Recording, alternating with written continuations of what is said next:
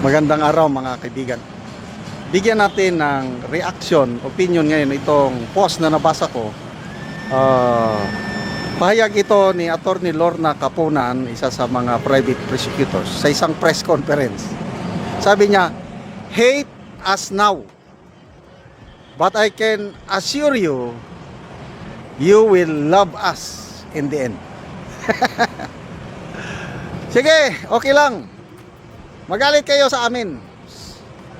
Kaya lang, at the end of this all, pasasalamatan nyo kami, mamahalin nyo kami. So, unang tanong dyan is, bakit niya sinabi na you can hate us now? Ibig sabihin nun, nararamdaman nila ang galit ng taong bayan sa kanila. Okay, in what way na ipapakita ng taong bayan yung galit sa kanilang ginagawa? Malalayo yung first week of trial ba yun? Yung una, yung sinipon ang kanilang si Attorney Ligutan, nag-trending siya eh. Sinundan yung laway ni Congresswoman Luis Tro, grabing meme, grabing pangungutya ng taong bayan, to a point na nag-press conference sila at nananawagan si Congresswoman Janet Garin na itigil nyo na yan, yung pangungutya na yan. Bullying naman yan, hindi naman yan ang issue. Sipon at laway, hindi naman yan na medically proven na sinyalis ng pagsisinungaling.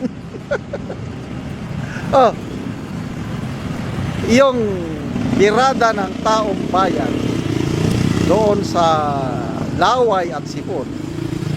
Tapos this week, yung mga palpak na typographical errors, yung testigo na Attorney Lotto, nararamdaman nila yung galit ng taong bayan. Kaya nga, ito, si Congressman Edgar Erese, dilawan niya na, hindi yan DDS. Anong sabi niya? Yung threat na binitawan ni VP Sara is stupid. Nasabi lang niya yung mga ganong salita out of anger.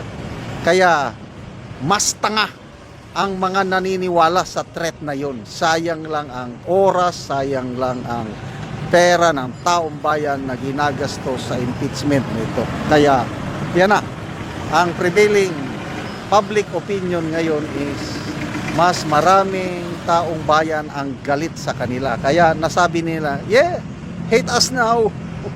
Merong post ang Manila Times.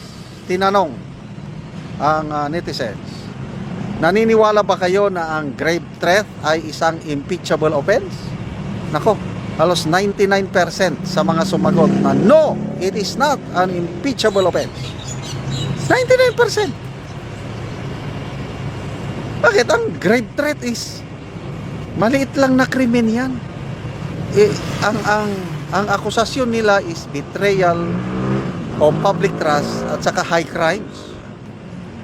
Mga abogado sila, alam nila na ang grave threat, mababang offense lang yan. Dapat korte, regular courts ang maggawa. Kaya mismo, si Senator Judge Vicente Soto, nagsalita siya na nalilito na ako. Ang charge, ang sumbong, ang akusasyon kay VP Sara is betrayal of public trust at saka high crimes. Bakit grave threat at inciting to sedition ang pinag-uusapan natin dito? Nalilito na ako, sabi niya. Nakakalito nga naman. Kasi pinipilit ni Attorney Lotto na ayan, grave threat, pasok yan sa betrayal of public trust. Bakit kayo nagsampa ng reklamo sa DOJ? Na hanggang ngayon, wala pang desisyon ang DOJ. 2 taon na, hindi madesisyonan yung criminal complaint laban kay VP Sara. Bakit? Walang ebidensya. Anong pag-aamin ni Attorney Lotto? Galing mismo sa bunganga niya. I have no personal knowledge that VP Sara has contracted an assassin. But we believe. Naniniwala kami. Na kung montrata siya ng asin, kailang hindi namin alam kung ano yan. Anong klaseng logic yung kanila? Para silang hindi mga pugado. Kaya, sige. Hate them now. Okay lang sa atin daw, taong bayan, na magalit tayo sa prosecution. Kasi in the end daw, mamahalin natin ulit sila. Do you think so? Ako, I will never understand what they are doing. Hindi ito transparency, hindi accountability, kundi political agenda, political persecution.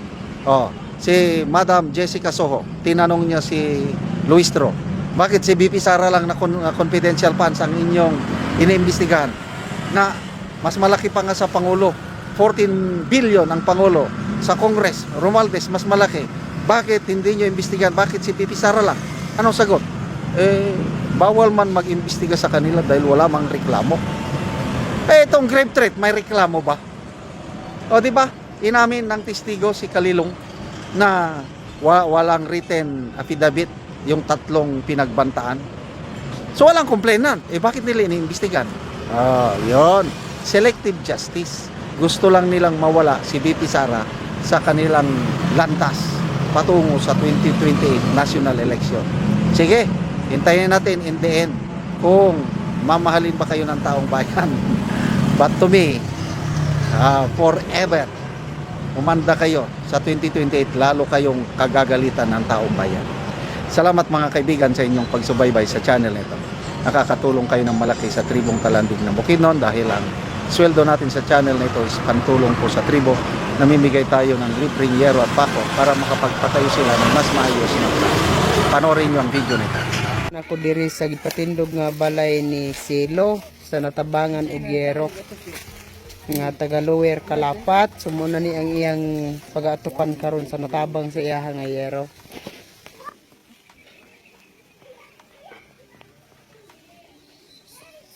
So mo na ni ang Yero nga gitabang nga iatop karon. So kompleto gid na apay plinsin.